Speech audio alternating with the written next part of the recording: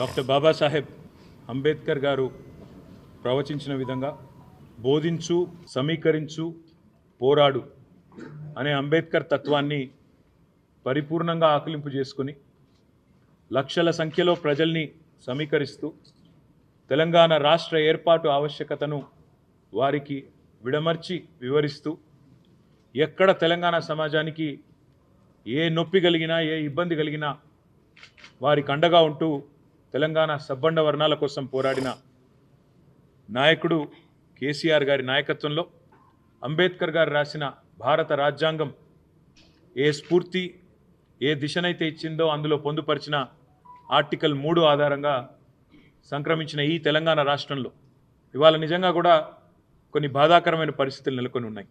మొన్ననే పోయిన వారం రాజ్యాంగ దినోత్సవం మనం జరుపుకున్నాం. డాక్టర్ బాబాసాహెబ్ రాసిన రాజ్యాంగాన్ని అమల్లోకి వచ్చిన రోజును రాజ్యాంగ దినోత్సవంగా పోయిన వారం జరుపుకున్నాం. మరి ఈరోజు వారి వర్ధంతి. అంబేద్కర్ గారు రాజ్యాంగంలో 3 ముఖ్యమైన ప్రిన్సిపల్స్ చెప్పారు: ఈక్వాలిటీ, లిబర్టీ, ఫ్రెటర్నిటీ. స్వేచ్ఛ, సమానత్వం, సౌభ్రాతృత్వం. మరి ఈరోజు నిజంగా కూడా తెలంగాణ రాష్ట్రంలో స్వేచ్ఛ అనేది కాంగ్రెస్ ప్రభుత్వం హరిస్తూ ఉన్నది. అంబేద్కర్ బతికున్నప్పుడు అవమానించింది ఇదే కాంగ్రెస్ పార్టీ. అంబేద్కర్ జీవించి ఉన్నప్పుడు అవమానించింది ఇదే కాంగ్రెస్ పార్టీ.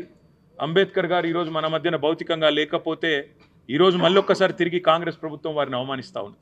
ప్రపంచంలో ఎక్కడా లేని విధంగా 125 ఫీట్ల 125 అడుగుల నిడివితో బ్రహ్మాండంగా కేసీఆర్ గారు హైదరాబాద్ నడిబొడ్డున హైదరాబాద్లో ఉన్న తెలంగాణ సచివాలయానికి వారి పేరు పెట్టడమే కాదు, తెలంగాణ సచివాలయానికి డాక్టర్ బాబాసాహెబ్ గారి పేరు పెట్టి గౌరవించడమే కాకుండా ఆయన స్ఫూర్తితో నిరంతరం అక్కడ కూర్చునే పాలకులు పరిపాలించాలని ఎల్లవేళలా ఆయన మనకు దిశానిర్దేశం చేసే విధంగా అక్కడికి కొన్ని కేవలం కూతవేటు దూరంలోనే అంబేద్కర్ గారి విగ్రహాన్ని అద్భుతంగా ఏర్పాటు చేశారు.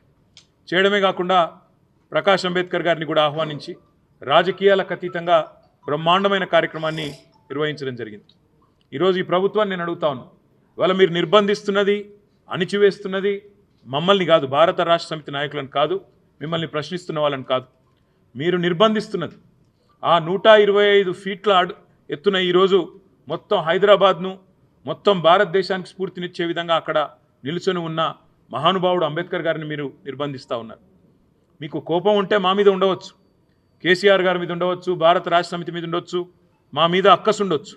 కానీ ఆ అక్కసును ఒక మహానుభావుడు ఏప్రిల్ 14 వారి జయంతి, డిసెంబర్ 6 అంబేద్కర్ గారి వర్ధంతి, మధ్యలో రాజ్యాంగ దినోత్సవం కూడా ఉన్నది. ఈ 3 సందర్భాల్లో కూడా బ్రహ్మాండంగా అక్కడ కార్యక్రమాలు చేయవచ్చు. డాక్టర్ బాబాసాహెబ్ అంబేద్కర్ దగ్గర విగ్రహం దగ్గర ఒక అద్భుతమైన మ్యూజియం కూడా ఏర్పాటు చేసినాం. దాన్ని ఈరోజు వరకు మీరు పట్టించుకోరు.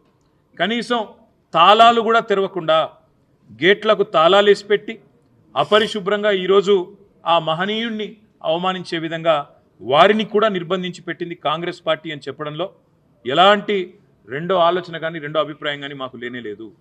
ఇవాళ మహానుభావుడి దగ్గరికి మేము పోతాము అంటే, ప్రజాస్వామికంగా నిరసన చెప్తాము అంటే, మా నాయకుల వ్యక్తిగత స్వేచ్ఛను, మా ప్రజాస్వామిక హక్కును కాలరాస్తున్న ప్రభుత్వానికి నిరసనగా మేము అక్కడికి పోతామంటే 300-400 మంది పోలీసులను పెట్టినారు కదా ముఖ్యమంత్రి గారు. నేను అడుగుతా ఉన్నా, ఆ 300-400 మంది పోలీసులకు మీరు పెట్టిన ఖర్చుతో ఆ ప్రాంగణం మొత్తం పరిశుభ్రం చేయరాదా? అక్కడ బ్రహ్మాండంగా ఈరోజు ఆ మహానుభావుడికి నివాళి అర్పించే కనీస సంస్కారం లేదా నీకు నీ ప్రభుత్వానికి కనీసం ఆ ఇంగితం కూడా లేదా? అందుకే ఈ రాష్ట్ర ప్రభుత్వాన్ని, రేవంత్ రెడ్డిని నేను అనేది ఒకటే, మీరు నిర్బంధిస్తున్నది, స్వేచ్ఛను హరిస్తున్నది మాది కాదు. డాక్టర్ బాబాసాహెబ్ అంబేద్కర్ భారతరత్న ఆయన సామాన్యుడు కాదు, ఒక అసామాన్యుడు. ఈరోజు ప్రపంచవ్యాప్తంగా విశ్వవిఖ్యాత మేధావుల్లో ఒకటిగా గుర్తించబడ్డవాడు. ప్రపంచంలోని గొప్ప విశ్వవిద్యాలయాలు, హార్వర్డు అలాంటి విశ్వవిద్యాలయాలు కూడా అంబేద్కర్ గారిని తలుచుకొని వారి విగ్రహాలు పెట్టుకుని ఇవాళ కూడా కొలుచుకుంటా ఉన్నాయి. ఆక్స్ఫర్డ్లో కూడా వారి విగ్రహం ఉంది. మరి అట్లాంటి అంబేద్కర్ గారి ప్రపంచంలోనే అతిపెద్ద విగ్రహం మన హైదరాబాద్లో ఉంటే, నీ సెక్రటేరియట్కు 4 అడుగుల దూరంలో ఉంటే, నీకు అక్కడికి వెళ్ళి నివాళులు అర్పించే సంస్కారం లేని ఒక కుసంస్కారి వినువు అనే మాట కూడా నేను విజ్ఞప్తి చేస్తా ఉన్నాను. అంతేకాదు ఈరోజు భారత రాష్ట్ర సమితి తరపున డాక్టర్ బాబాసాహెబ్ వర్ధంతి రోజు సూటిగా ముఖ్యమంత్రి గారిని కొన్ని ప్రశ్నలు నేను అడగదలుచుకున్నాను. డాక్టర్ బాబాసాహెబ్ అంబేద్కర్ విగ్రహాన్ని 125 ఫీట్ల విగ్రహాన్ని నిర్లక్ష్యం చేయడం వెనుక నీకున్న ఉద్దేశం ఏంది?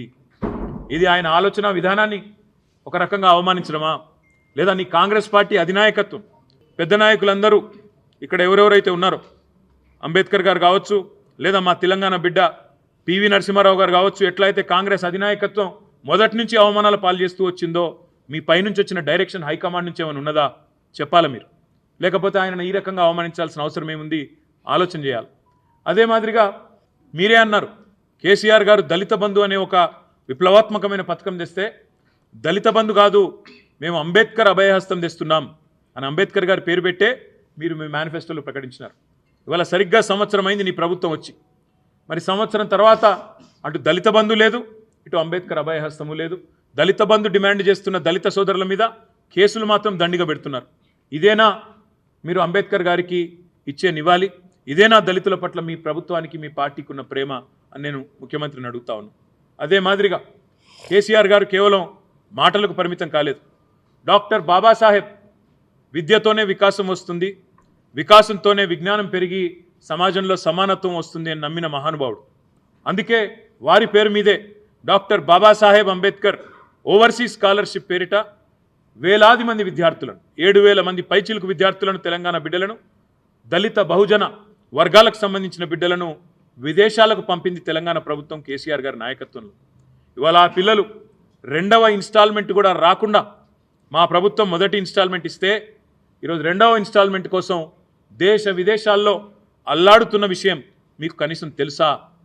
నేను అడుగుతా ఉన్నా. వారిని ఎందుకు పట్టించుకోవట్లేదు? విద్యార్థుల ఉన్నత విద్య, విదేశాల్లో వారు అభ్యసిస్తున్న విద్య తెలంగాణ సమాజానికి భారతదేశానికి ఉపయోగపడదా? వారి ఉద్ధరణకు, దళిత ఉద్ధరణకు, బహుజనుల ఉద్ధరణకు ఉపయోగపడదా అని నేను అడుగుతా ఉన్నా.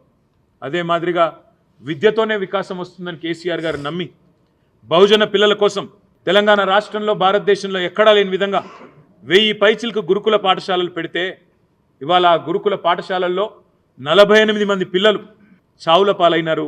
మేము ఆ విద్యార్థులను మా ప్రభుత్వంలో ఉన్నప్పుడు ఎవరెస్ట్ శిఖరాన్ని ఎక్కిస్తే మీరు ఆ పిల్లల్ని పాడెనెక్కిస్తూ ఉన్నారు.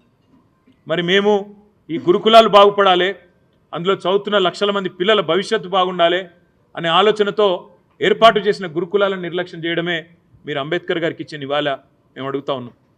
మా పిల్లలు, మా బీఆర్ఎస్ విద్యార్థి విభాగం పిల్లలు గురుకుల బాట బట్టి వారం రోజులుగా గురుకులాలు తిరుగుతూ ఉన్నారు. అక్కడ నెలకొని ఉన్న స్థితిగతులు మా బీఆర్ఎస్ విద్యార్థి విభాగం ఆధ్వర్యంలో కనుక్కొని రాష్ట్ర ప్రభుత్వ దృష్టికి రాబోయే శాసనసభ సమావేశాల్లో, శాసన మండలి సమావేశాల్లో తేవాలే, సమాజం దృష్టికి తేవాలే, ప్రభుత్వం మీద ఒత్తిడి పెంచాలే, ప్రధాన ప్రతిపక్షంగా మా పనిచేయాలని మేము ఆ పనిలో నిమగ్నమై ఉన్నాం. మరి ఎందుకు గురుకుల బాటను అడ్డుకుంటున్నది నీ ప్రభుత్వం? పోలీసులతో, అధికారులతో మా ఆర్ఎస్ ప్రవీణ్ కుమార్ గారి మీద కేసు పెట్టించును నేను అడుగుతా ఉన్నా. మా విద్యార్థి నాయకుల మీద కేసులు పెడతా ఉన్నారని నేను అడుగుతా ఉన్నా. సమాజంలో జరుగుతున్న దోపిడీని అడ్డుకొని మీరు చేస్తున్న అన్యాయాలను ప్రశ్నించినందుకేనా నిన్న మా నాయకులు మొత్తం మా గౌరవ ఎమ్మెల్యేలందరినీ ఎక్కడికక్కడ అరెస్ట్ చేసి దాదాపు 16-17 గంటల పాటు నిర్బంధించడమేనా మీరు అంబేద్కర్ గారికి ఇచ్చే నివాళని మేము అడుగుతా ఉన్నాం. ఇవాళ చివరిగా నేను ఈ కాంగ్రెస్ పార్టీని అడిగేది ఒకటే. ఇప్పుడే పెద్దలు మన్సూనాచారి గారు చెప్పినట్టు రాజ్యాంగ రక్షకుడిగా పోజులు కొట్టే రాహుల్ గాంధీ నీకు ఉత్తరప్రదేశ్లోకి రానియకపోతేనేమో ఉక్రోషం వస్తున్నది. నేను ఉత్తరప్రదేశ్లో నిన్ను పర్యటించనీయకపోతే నేను ప్రతిపక్ష నాయకుడిని నన్నెందుకు తిరగనీయరు అంటున్నావు. మరి మేము ప్రజలు ఎన్నుకున్న నాయకులం కాదా? మేము ప్రజాప్రతినిధులం కాదా? మా మధుసూదనాచారి గారు శాసన మండలిలో ప్రతిపక్ష నాయకుడు కాదా? నీకే హోదా అయితే పార్లమెంట్లో ఉన్నదో మా మధుసూదనాచారి గారికి తెలంగాణలో అదే హోదా లేదా?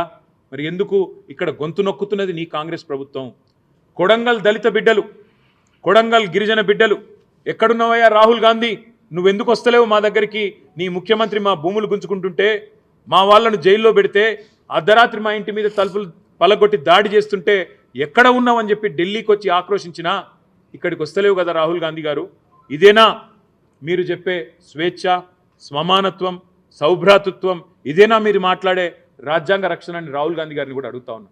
దయచేసి చెప్పేదొకటి చేసేదొకటి అన్నట్టు కాకుండా డాక్టర్ బాబాసాహెబ్ రచించిన రాజ్యాంగం మీద కనీస జ్ఞానం, కనీస మర్యాద ఉన్న రాహుల్ గాంధీ గారు ఇకనైనా నీ కాంగ్రెస్ పార్టీకి, కాంగ్రెస్ ప్రభుత్వానికి హితోపదేశం చేయి.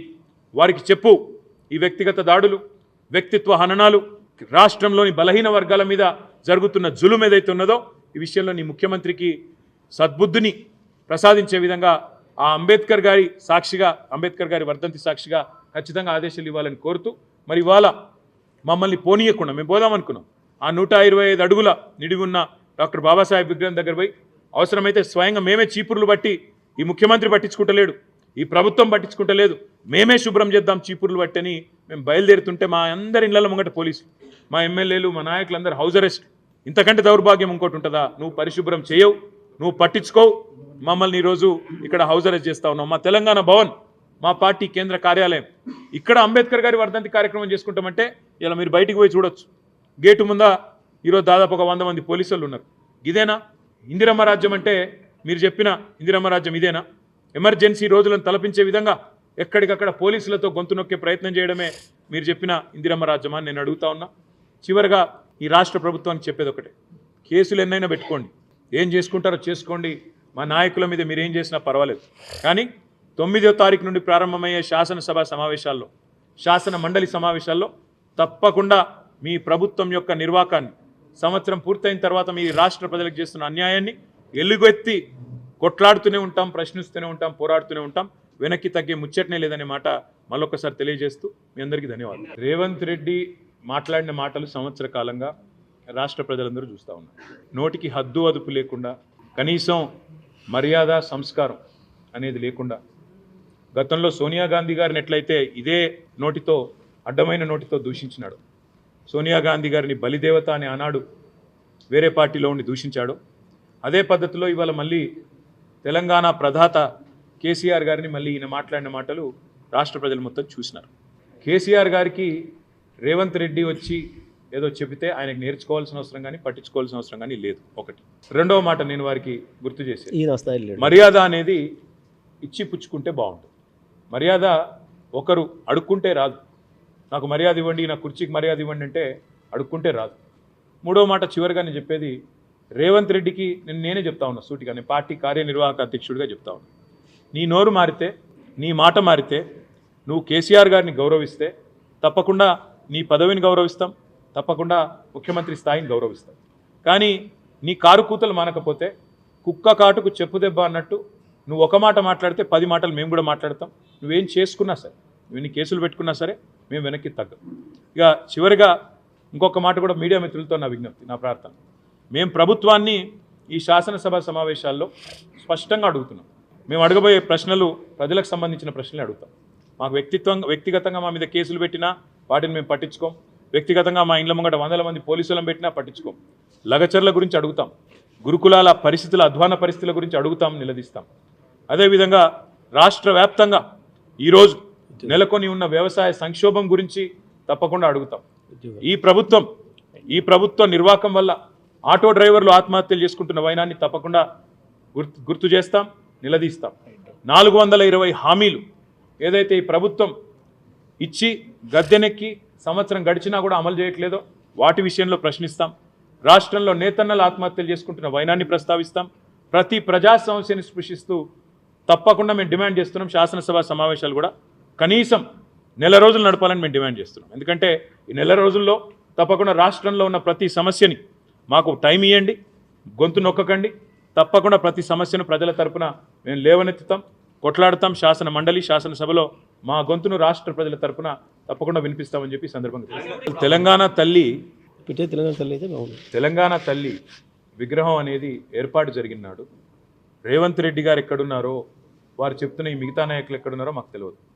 తెలంగాణ తల్లి అనేది తెలంగాణ ప్రజల ఆలోచనలకు, ఆశయాలకు, తెలంగాణ ప్రజల ఆవేదనకు, ఆర్తికి అన్నిటికీ ప్రతిరూపంగా ఆనాడు ఉద్యమ సమయంలో కేసీఆర్ గారు ఒక్కరుగా నిర్ణయం తీసుకోలేదు. తెలంగాణ పౌర సమాజంలోని పెద్దలు, ఇక్కడ ఉండే కవులు, కళాకారులు, రచయితలు, సాహితీవేత్తలు, శిల్పులు అందరి ఆలోచనల సమాహారంగా అందరితో చర్చించిన తదుపరి చివరికి 2007వ సంవత్సరంలో ఆనాటి అప్పటి నిర్బంధాల కాంగ్రెస్ ప్రభుత్వం నిర్బంధించే ప్రయత్నం చేసిన వేల మంది మధ్యన ఒక దేవతను ఊరేగించినట్టుగా ఊరేగించి తీసుకొచ్చి ఇక్కడ ప్రతిష్ఠించిన నాయకుడు కేసీఆర్ గారు. అట్లాంటి కేసీఆర్ గారికి ఇవాళ ఎవరో వచ్చి ఆహ్వానించడం, ఎవరో వచ్చి చెప్పడం పెద్ద ఇష్యూ కాదు. ఒకటి. రెండవది, రేవంత్ రెడ్డి గారు ప్రతిష్ఠిస్తున్నది తెలంగాణ తల్లా లేకపోతే కాంగ్రెస్ తల్లా ఎవరు అనేది ఇంతవరకు ఎవరికి తెలియదు. ఎందుకంటే ఆ తల్లికి రూపము ఇష్టం వచ్చినట్టు మార్చి ఇవాళ ముఖ్యమంత్రి పదవి అంటే అదేదో పిచ్చోడి చేతిలో రాయిలాగా ఆయన సొంత ఇంట్లో ఏదో కార్యక్రమంలాగా ముఖ్యమంత్రి గారు అసలు కనీసం తెలంగాణ సమాజం ముందు తెలంగాణ తల్లి రూపం ఎందుకు మారుస్తున్నారు, మార్చవలసిన అవసరం ఏముంది అంటే ఇక ప్రభుత్వాలను మారిన ప్రతిసారి లోగోలు మారాలి, ప్రభుత్వాలు మారిన ప్రతిసారి నెంబర్ ప్లేట్లు మారాలి, విగ్రహాలు మారాలి, అన్నీ మారాలా? ఇది పద్ధత? ఇప్పుడు అట్లంటే మొన్న నేను దేశపతి శ్రీనివాస్ గారు ఇక్కడే చెప్పినారు, ఇందిరాగాంధీ గారు భరతమాత విగ్రహాన్ని ఆనాడు ఉత్తరప్రదేశ్లో నెలకొల్పినారు. ఆ తర్వాత బీజేపీ పార్టీ వచ్చింది ప్రభుత్వం, మరి వాళ్ళు వచ్చి వెంటనే మార్చేసినారా? భరతమాత రూపు బాగలేదు మార్చేసినారా?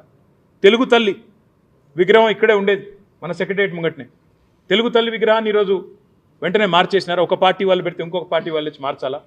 కన్నడ మాత విగ్రహం ఉన్నది మార్చాలా? ఇదేమి కుసంస్కారమైన కురుసబుద్ధి, ఇదేమి జ్ఞానము లేని అజ్ఞానపు ప్రదర్శన, ఇదేమి దరిద్రపు భావదారిద్రపు ఆలోచన విధానం మాకు అర్థం కావట్లేదు. ఎవరి విగ్రహం పెడుతున్నావు, ఎవరి మెప్పు కోసం పెడుతున్నావు, ఎందుకు పెడుతున్నావు? మేము చెప్పింది తెలంగాణ సమాజం ఆశించింది, అమరజ్యోతికి డాక్టర్ బాబాసాహెబ్ అంబేద్కర్ పేరిట పెట్టుకున్న సచివాలయానికి మధ్యలో నడిబొడ్డున బ్రహ్మాండంగా ప్రజలందరూ ప్రణమిల్లే విధంగా తెలంగాణ తల్లి ఉండాలని మేము వాంఛించినాం, కోరుకున్నాం, అట్లే జరగాలని కోరుకున్నాం. తెలంగాణ తల్లి పెట్టాల్సిన కాడ నువ్వు రాహుల్ గాంధీ తండ్రి బొమ్మ పెట్టినావు. అందుకే నేను రేవంత్ రెడ్డికి చెప్పేది ఒకటే, 4 ఏళ్ల తర్వాత వచ్చేది ఖచ్చితంగా మళ్ళీ బీఆర్ఎస్ ప్రభుత్వమే. ఈరోజు నువ్వు రాహుల్ గాంధీ తండ్రి విగ్రహం ఎక్కడైతే పెట్టినావో అక్కడ ఖచ్చితంగా తెలంగాణ తల్లి ఏ రూపంలో ఉండాలనో ఆ రూపంలోనే ఉంటుంది. నువ్వు ఏదో ఒకటి కాంగ్రెస్ తల్లిని పెట్టి అదే తెలంగాణ తల్లి అని చెప్పి నీ ఇష్టం వచ్చినట్టు నేను చరిత్రను వక్రీకరిస్తాను, మారుస్తానంటే రావెల్ల వెంకటరామారావు గారు, మహాకవి దాశరథి గారు, వారందరూ కలలు గన్న తెలంగాణ సమాజం ఈరోజు ప్రస్తుతిస్తున్న తెలంగాణ తల్లి వేల విగ్రహాలు ఉన్నాయి తెలంగాణ రాష్ట్ర వ్యాప్తంగా. 1 కాదు 2 కాదు, ఉద్యమంలో ప్రజలే పెట్టుకున్నారు, టీఆర్ఎస్ పెట్టలేదు, ప్రజలే ఎక్కడికక్కడ పెట్టుకున్నారు. కాబట్టి అట్లాంటి తెలంగాణ తల్లి విగ్రహాన్ని రూపు మారుస్తాను, తెలంగాణ చరిత్ర రూపుమాపుతా అని ముఖ్యమంత్రి అనుకుంటే ఆయన అవివేకి, అజ్ఞాని అని మళ్ళొకసారి రుజువైతుంది తప్ప మాకు పోయేదేం లేదు. 4 ఏళ్ల తర్వాత బరాబర్ వస్తాం. ఎక్కడ తెలంగాణ తల్లి విగ్రహం ఉండాలని అక్కడ ఉంటుంది, ఎక్కడ రాహుల్ గాంధీ తండ్రి విగ్రహం ఉండాలో అక్కడనే పెడతామనే మాట కూడా నేను విజ్ఞప్తి చేస్తాను. Thank you.